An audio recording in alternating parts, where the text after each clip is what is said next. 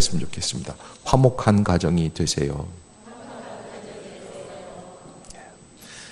중국에서 내려오는 전설 아닌 전설이죠. 어떤 사람이 죽어서 염라대왕 앞에 갔는데 염라대왕 앞에 있던 두 사람, 또 새로운 사람을 보고 염라대왕이 말하기를 너희 세 사람 아직 여기 올 때가 안 됐는데 사람을 잘못 보고 데려왔구나. 이게 참 재미있죠. 염라대왕 하는 일이 이렇습니다. 그래서 잘못 보고 데려왔다는 거예요. 미안하게 됐는데 어찌하면 좋으냐. 장례를 치러서 돌아갈 몸도 없으니까 이제는 부득이 다른 사람으로 세상에 보내줘야겠다. 그래서 한 가지씩 소원을 얘기하면 그대로 다 들어주겠다라는 거예요.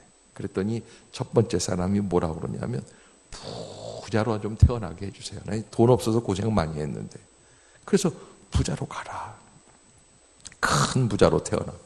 또 두 번째 사람이 너는 어떻게 하랴 그랬더니 세상에 큰 권세를 주세요. 그래서 그 권력을 한번 큰 왕이 되어서 그렇게 태어나게 되었고.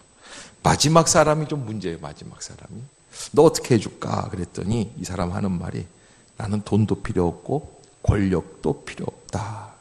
그래서 다만 경치 좋은 곳에서 예쁜 아내 데리고 많은 자식 낳고 근심 걱정 없이 무병장수하고 싶다. 그랬더니 염라대왕 하는 말이 이놈 무자식이 그런 데가 있으면 내가 가지 네가 보내. 그런 얘기가 있어요. 물 좋고 정자 좋은 데 없다고. 그런데 여러분 이 세상에 내 마음에 쏙 드는 파라다이스가 있을 것 같은데 쉽지 않아요. 가끔 TV에서 보면은 그 왜 남태평양 뭐 이런데 이렇게 휴양지 그래서 선베드 이렇게 쫙 깔아놓고 여자분들이 이렇게 수영복 비키니 입고 쫙 누워서 이렇게 있는 거 있잖아요. 그럼 얼마나 멋있어 보여요. 근데 그 TV로 볼 때만 멋있지 가면은요 벌레 많고요. 덥기는 또 오지게 더워. 그래서 제가 태국 갔을 때 한번 가보니까 다 더위를 참고 있는 거더라고요. 아니 그 더위 참으로 못 들어 그런 데 가겠어요. 집에서 이렇게 시원하게 선풍기 틀고 있으면 너무너무 시원한데. 그래서 여러분 우리가 마음에 딱 맞는 이상향이 없다. 그런데도 불구하고 하나님이 천지를 창조하시면서 만드신 것 중에 가장 위대한 창조물 바로 저는 가정이다 이렇게 생각을 합니다. 우리가 알아야 될 것은 하나님이 세우신 가정은 영어로 볼 때는 하우스라고 그러죠. 하우스가 아니에요. 또 패밀리라고 표현할 수도 없다는 거예요. 패밀리가 가족인데. 그런데 그러면 뭐냐? 하나님이 만드신 이 가정은 뭐냐? 영어로 볼 때는 홈이라고 표현하는 거예요. 그걸 하나님이 만들어 주신 것이다. 여러분, 이 동물도 우리가 있습니까? 없습니까? 있어요. 동물도 집이 있어요. 가족이 있어요. 인간에게만 주신 귀한 축복은 가정, 홈이라고 하는 그런 가정입니다. 태초에 가정은 집도 없었고 물질과 명예와 권력의 욕심도 없었습니다. 그런데 하나님 안에서 부부가 성결하고 에덴 동산에서 축복의 은혜를 누릴 수 있었습니다.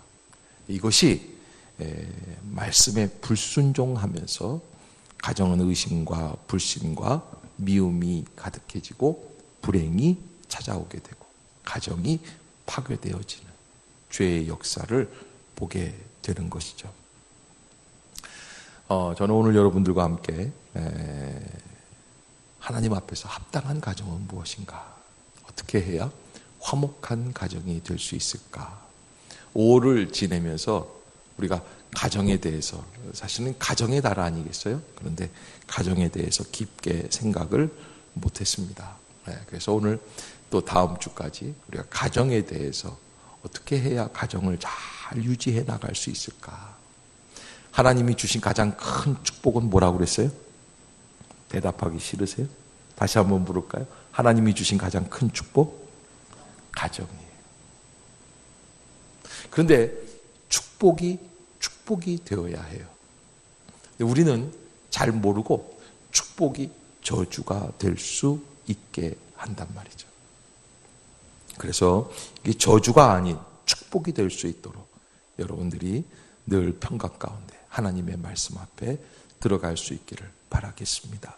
오늘 본문 16절, 저는 이 고린도후서 5장 16절, 17절 제가 제일 좋아하는 구절 중에 하나예요. 16절을 한번 먼저 보도록 하겠습니다. 자, 같이 한번 볼까요? 시작. 그러므로 우리가 이제부터는 어떤 사람도 육신을 따라 알지 아니하노라. 비록 우리가 그리스도도 육신을 따라 알았으나 이제부터는 그같이 알지 아니하노라. 아멘. 육신으로 알지 않는다라는 말씀은 우리에게서는 굉장히 생소한 말씀입니다.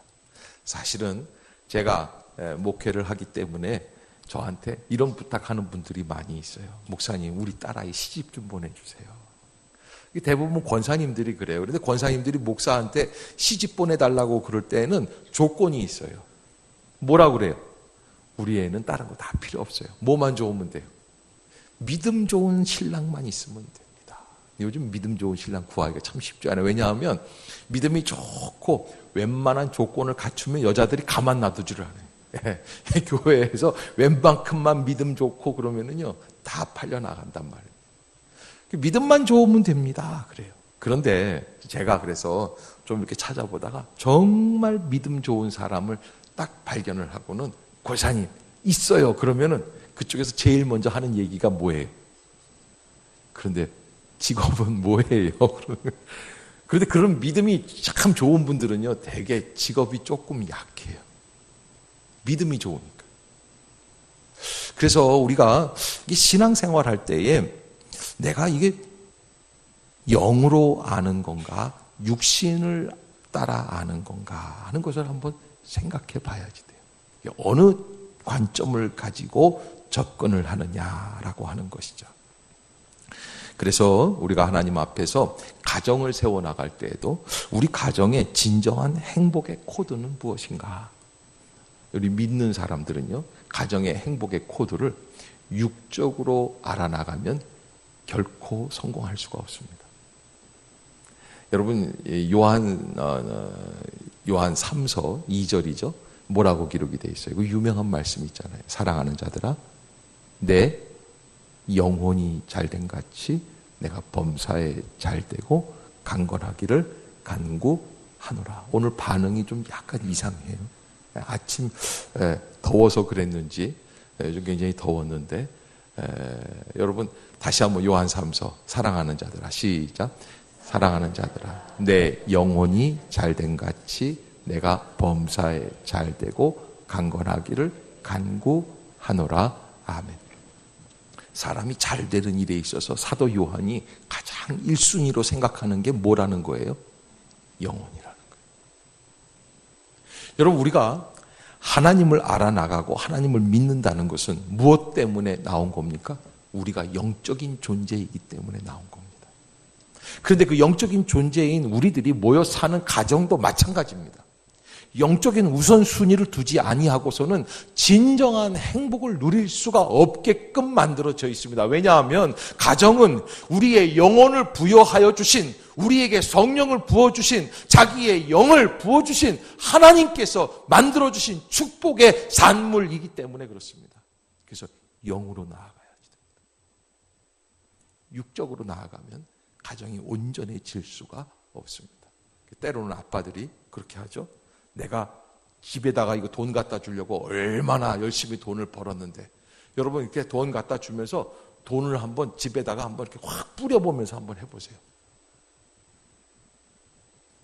여러분 이게요 가정이 멋있어질 것 같고 이렇게 뿌리라고 그러니까 벌써 그럼 얼마나 좋을까? 예? 엄마들이. 예. 그런데요 여러분 그렇지를 못해요.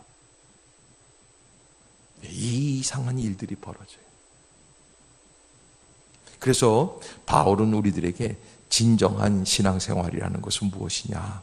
바로 그리스도 안에 있는 것인데, 그리스도 안에 있다라는 것은 육신을 따라 알지 아니한다라는 거예요. 육신을 따라 알지 않는다는 것은 반대로 무엇을 따라 아는 겁니까? 영혼을 따라 가라가는 거예요. 영적인 존재로 알아가는 거예요. 그의 심령 안에 하나님의 성령의 역사가 어떻게 역사하고 계시는지를 바라볼 수 있어야 됩니다. 육적으로 잘 되는 것만 바라보면 안 됩니다. 영혼이 흔들리면 아무것도 아닌 것이 됩니다.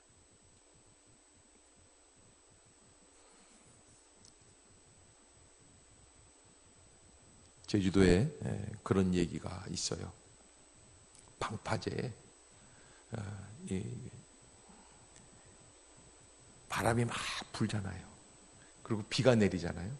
그러면 얼른 차를 타고 저 용담이나 해안가 도로가 있어요. 쭉 가보면은 너무 멋있는 TV에서 나오는 장면이 연출이 됩니다. 파도가 쫙 몰려와가지고서 팍 치는 거예요. 그러면 그냥 이 해안가 도로로 이 파도가 쫙 넘어. 어쩔 때는 그게 좀 심해가지고 차가 큰일 날 때도 있어요. 네.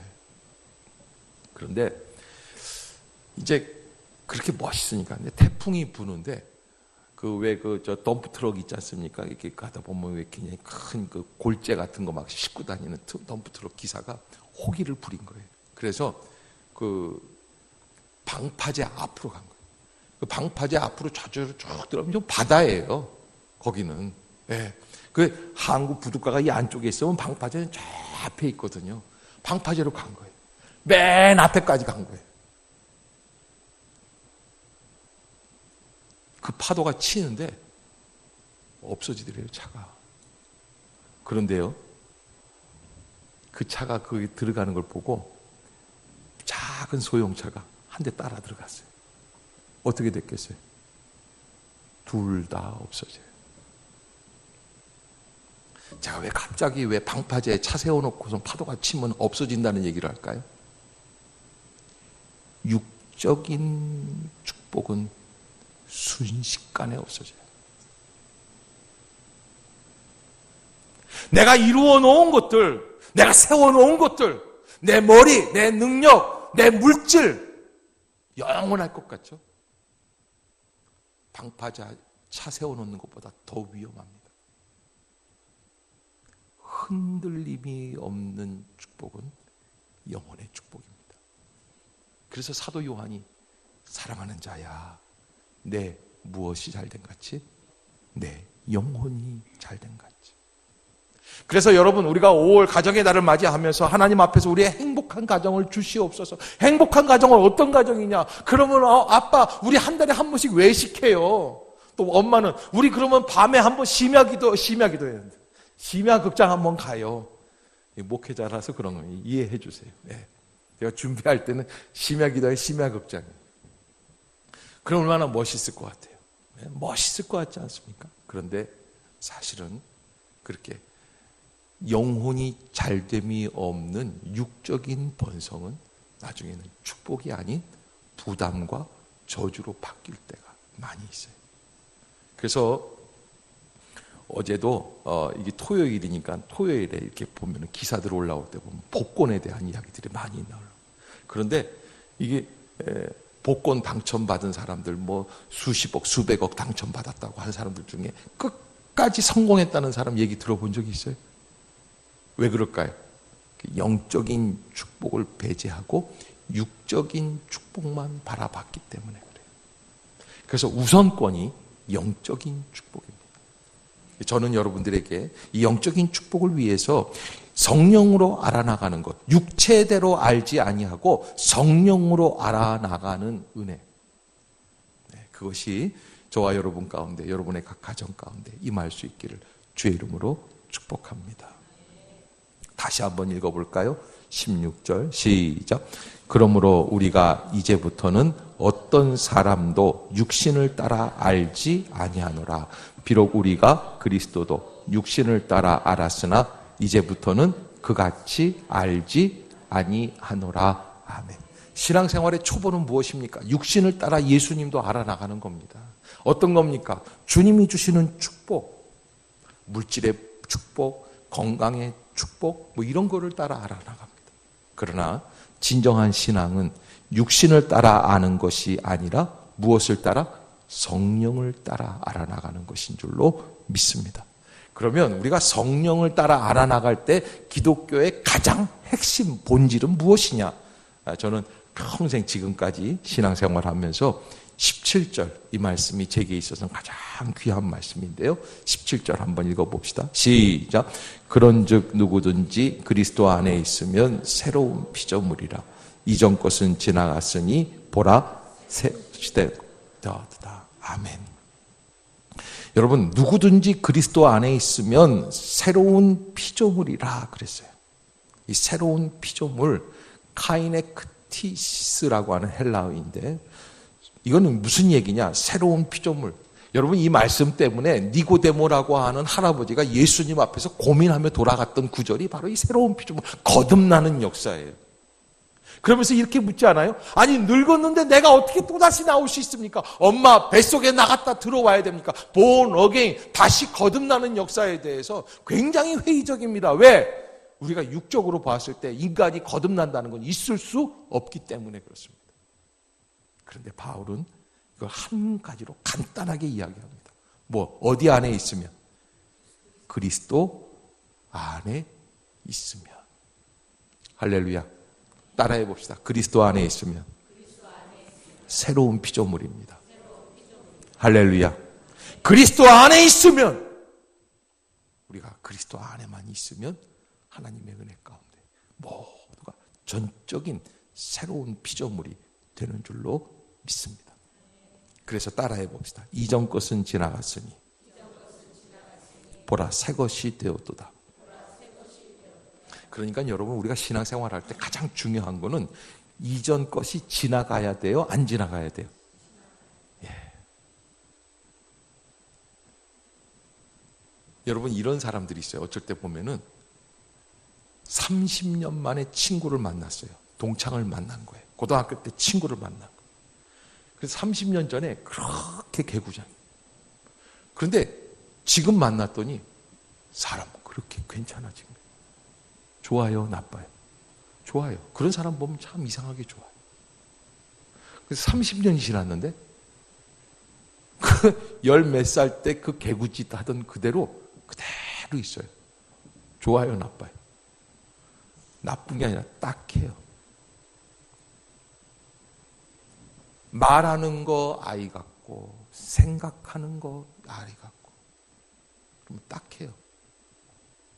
그래서 상담이나 심리학 쪽에서 이런 사람들을 뭐라 그러냐면 성인 아이라고 그래요. 우리에게 다 우리 심령 가운데 성인 아이와 같은 그런 성품들이 있기는 있어요. 그러나 본질적으로 사람의 심령 속 사람이 어떻게 해야 됩니까? 자라가야지 돼요. 이전 것이 지나가야지 돼요. 믿음이라는 것은 이전 것이 지나가는 것입니다. 그리고 무엇이 되는 겁니까?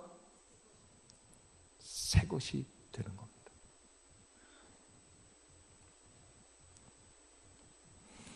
하나님께서 우리에게 주시는 그 귀한 새로운 역사, 이전 것은 지나갔으니 보라 새 것이 되었도다. 그러면 우리가 어떻게 해야 새 것이 될 수 있겠는가 하는 것입니다. 그것이 이제 18절 9절인데요.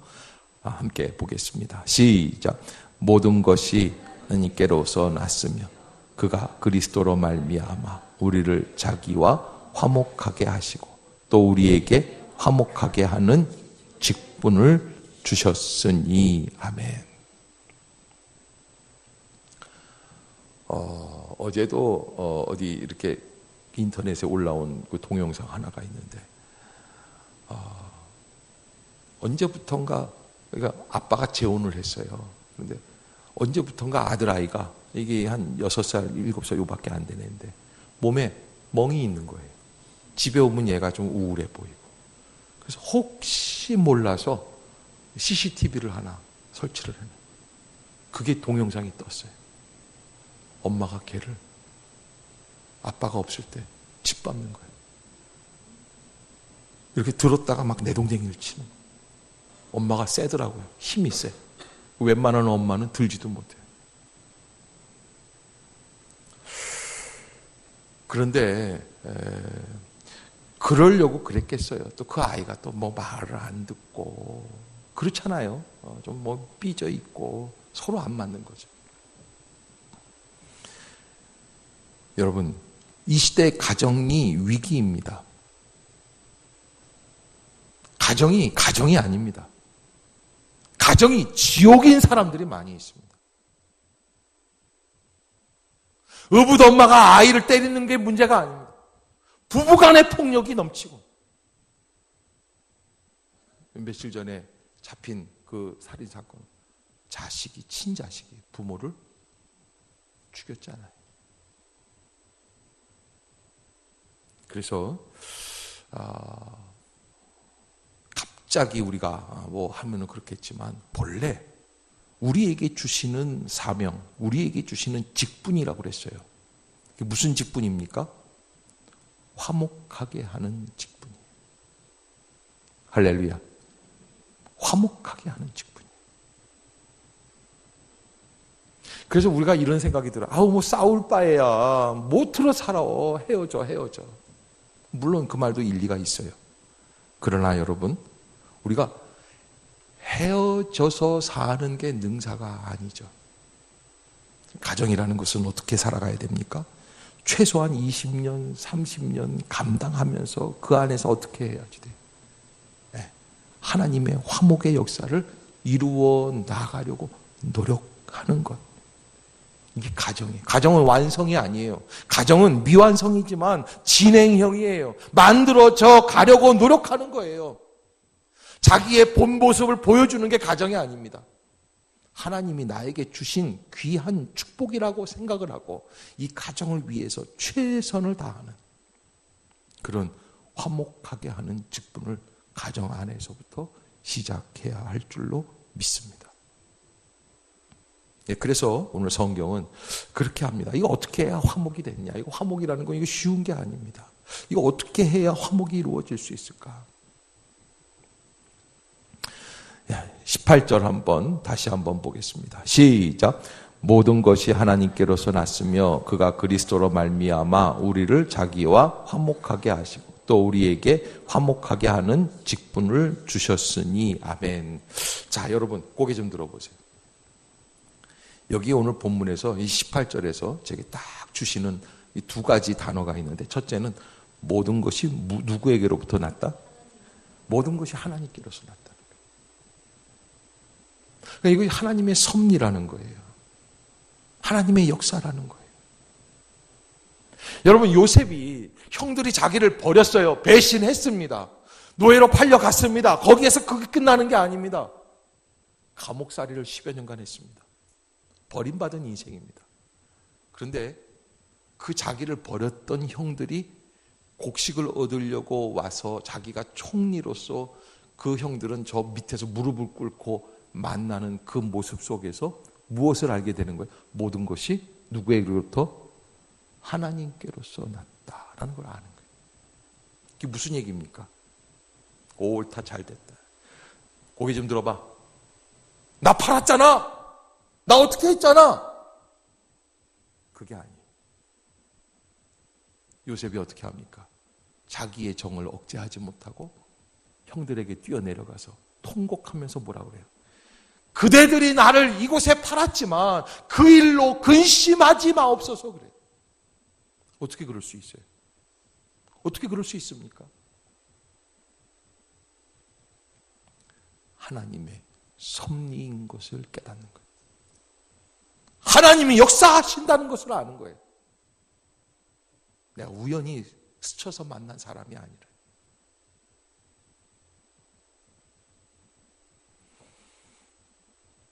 아이를 낳을 때 심심해서 낳은 게 아닙니다. 어쩌다 불장난으로 낳은 게 아닙니다. 하나님의 섭리와 계획과 기도 가운데 하나님이 허락해 주신 축복의 가정인 줄로 믿습니다. 그렇게 믿고 기도하고 나아가는 것입니다. 우리 인간은 부족하죠. 연약하죠. 실수합니다. 그러나 모든 것이 하나님께로 났다고 분명히 말씀하고 계시기 때문에 이것이 우연이 아니다, 하나님의 섭리이다라고 믿고 나아가는 것입니다. 그때 무너질 수 있는 가정이 하나님의 은혜 가운데 회복되는 역사가 이루어지는 줄로 믿습니다. 하나님은 우리를 세워주셨습니다. 역사해 주셨습니다. 또 인도해 주셨습니다. 모든 것이 하나님께로서 났습니다. 그래서 여기 이 두 번째는 18절에서 누구와 먼저 화목해야 됩니까? 하나님과 화목하게. 그래서 여기 이 18절에 보면 모든 것이 하나님께로 났는데 그가 그리스도로 말미암아 우리를 누구와 화목하게 하시고 자기와 화목하게 하시고. 한번 따라해 봅시다. 먼저 하나님과 화목합시다. 여러분, 이 다윗이요 도망자의 삶을 살잖아요. 나중에는 이제 블레셋에 가가지고 블레셋에서 적군의 적장이 됩니다. 그러니 이제 이 이스라엘과 원수지간으로 살아가는 거예요. 그래도 목숨을 부지하기 위해서 그렇게 사는 거죠. 그런데 그러는 중에 전쟁이 나게 됩니다. 이 전쟁터에 꼼짝없이 참여하게 돼요. 전쟁터에 참여하게 되면 누구랑 싸워야 됩니까? 사울왕과 싸워야 돼요. 요나단과 싸워야 돼요. 기도하는 중에 처음 나갔더니 뭐라고 그러냐면 블레셋의 장수들이 저게 누구냐? 저게 예전에 골리앗 죽이던 다윗 아니냐? 저 사람하고 우리는 같이 싸울 수가 없다. 그래서 구사일생으로 전쟁에 참여하지 않고 다윗이 다시 자기 집이 있는 성으로 돌아오게 됩니다.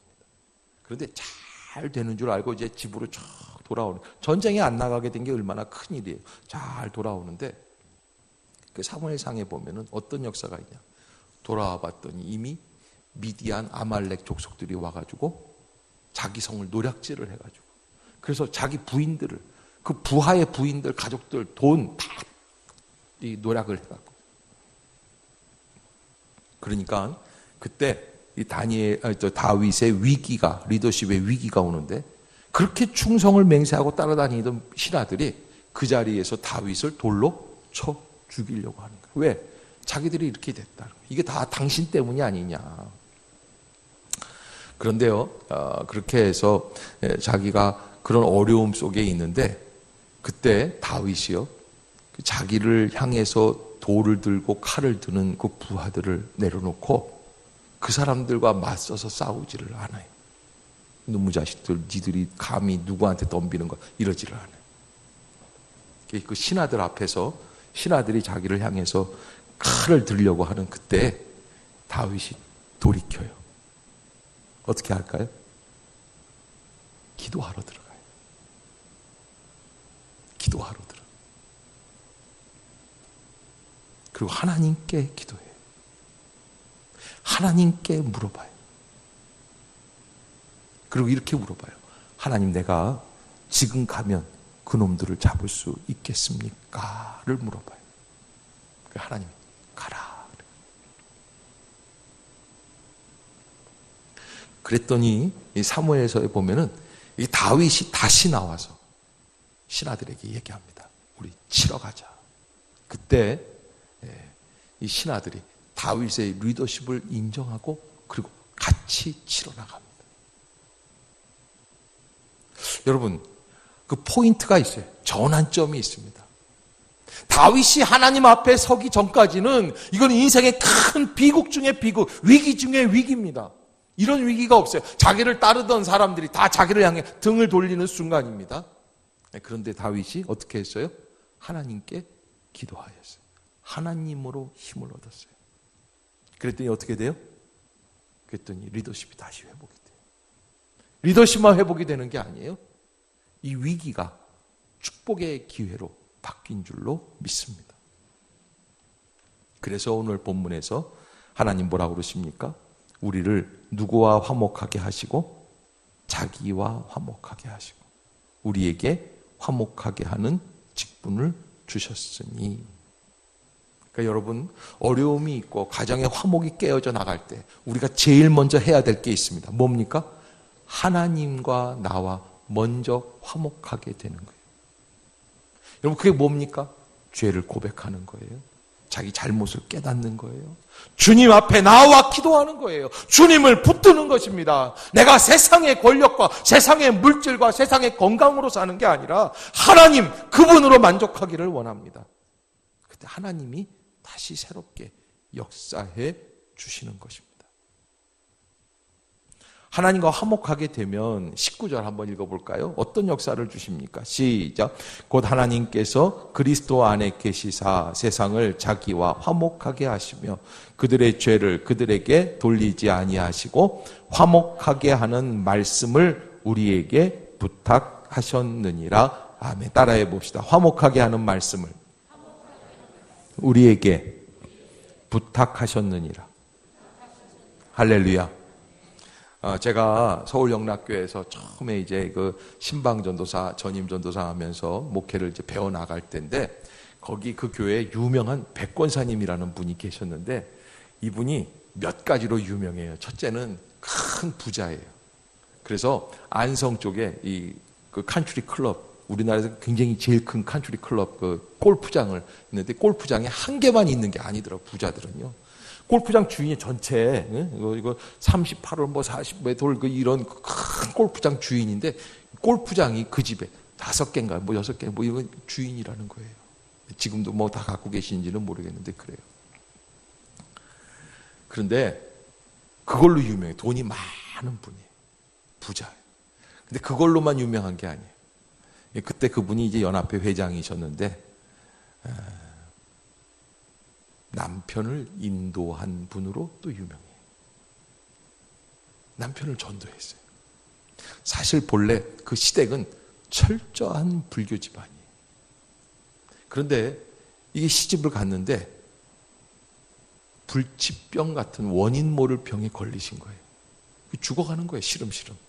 그러게 시어머니가 지혜롭죠? 어떻게 했냐면, 너 혹시 모르니까 교회 한번 가보렴. 교회 가봤어요. 그날로 났어요. 그러니까 이분은 예수 그리스도에게 붙잡힌 사람이 된 거예요. 그때부터 전도를 하기 시작을 하는데, 어떤 전도를 하냐면, 이게 성경을 돈이 많으니까 수백 권, 수천 권을 사가지고 자기하고 만나는 사람, 응접실에서 만나고 자기를 찾아오는 모든 사람들에게 성경을 다 써서 주는 거예요. 사인을 해가지고. 그런데 그때부터 이제 완전히 바뀌었죠. 변화되고. 그렇게 살던 중에 그렇게 한 10몇 년 이렇게 지났는데, 어느 날 남편이요 이렇게 들어오더니 그런 얘기를 하더래요. 그 전날이 이제 부활주일 전날인데, 여보, 그래서 왜요? 옷 벗으면서, 옷을 받으면서 왜요? 그랬더니, 나 내일 당신 따라 교회 한번 갈까? 그랬다는 거예요. 당신 따라 교회 한번 갈까? 근데 여러분, 제가 왜 이 말씀을 드리냐면, 여러분들에게 뭐 다 똑같이 그렇게 해라 라는 말씀은 아니지만, 대부분 허물없는 부부 사이에 남편이 나 당신 따라 10몇 년 만이에요. 부인이 불치병에 걸렸다가 예수님 때문에 고침받았어요. 근데 10몇 년 동안 말이 없다가, 나 당신 따라 내일 교회 갈까? 그러면 보통 엄마들이 뭐라고 얘기하는 줄 아세요? 철났네? 내일 서쪽에서 해 뜨겠네? 웬일이야? 뭐 이래요. 근데 그 백권사님이 그 얘기를 딱 듣고 그 자리 앞에 딱 있다가 남편을 이렇게 딱 돌아서가지고 무릎을 꿇었대요. 그리고 발을 붙잡고 울었어요. 너무 고맙습니다. 너무 고맙습니다. 그리고 나온 이야기가 이런 얘기를 한 거예요. 당신 같은 분은 지금 제가 다니고 있는 이 동네 작은 교회 나가지 말고, 우리 당신이 이렇게 하신다고 그러면, 그때는 이제 서울영락교회가 우리나라에서 제일 최고의 교회였거든요. 우리 한국에서 제일 좋은 교회 서울영락교회로 갑시다. 아마 남편이 이런 생각을 했을 수 있어요. 한 번 나가보자. 하룻밤만 한번 가보자. 뭐 이래서 얘기할 수 있어요. 그런데 부인이 그렇게 나오니까 어떻게 된 거예요? 말뚝이 된 거예요. 붙잡힌 거예요. 이 얘기를 듣고 혹시 남자분들이 이 얘기를 듣고 집에 가가지고 여보 목사님이 뭐라고 그러셔서 부인이 무릎 꿇고 그렇게 얘기를 해야 된다고 그러잖아. 부인이 숙여야지. 이 얘기를 하면 이거는 수준 이하야. 그 얘기가 아니에요. 여러분 오늘 본문에서 우리에게 하시는 말씀이 그들의 죄를 그들에게 돌리지 아니하시고 무슨 말씀을 우리에게 주셨냐? 화목하게 하는 말씀을 우리에게 주셨다. 남자든 여자든 남편이든 아내든 누구든지 어떻게 하는 말씀? 화목하게 하는 말씀. 할렐루야. 할렐루야. 여러분 정신 차리십시오. 내 생각, 내 교만, 내 자존심을 세우려고 하는 말씀이 아닙니다. 화목하게 하는 말씀을. 나를 낮추고 상대를 어떻게 합니까? 높여주는 언어입니다. 그게 화목의 방법이에요.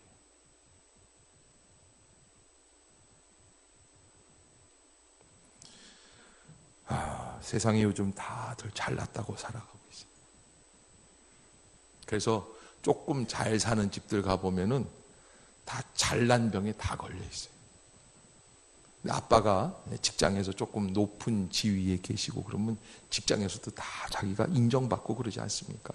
그러다 보면은 자기가 굉장히 잘난 줄로 알아요.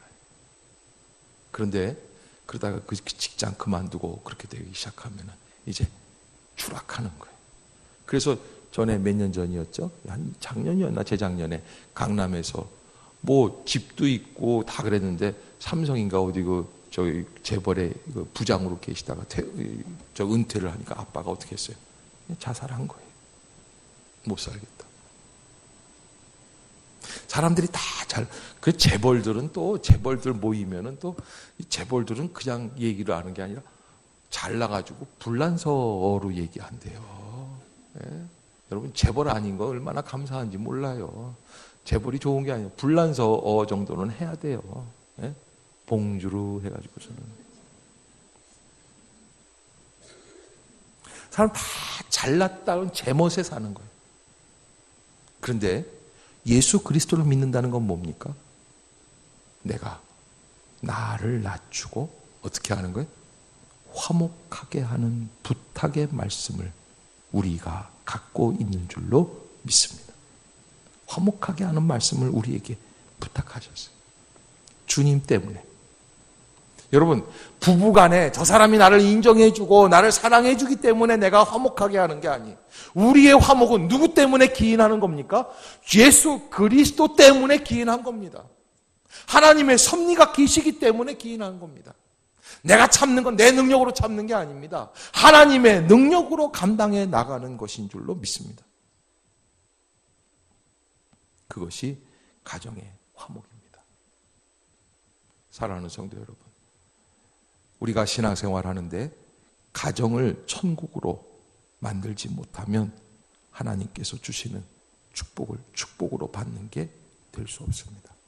가장 귀한 축복, 이 가정을 화목하게 하는 귀한 믿음의 역사가 우리 가운데서 시작될 수 있기를 주의 이름으로 축복합니다. 기도하겠습니다. 사랑과 은혜가 충만하신 주 여호와 하나님,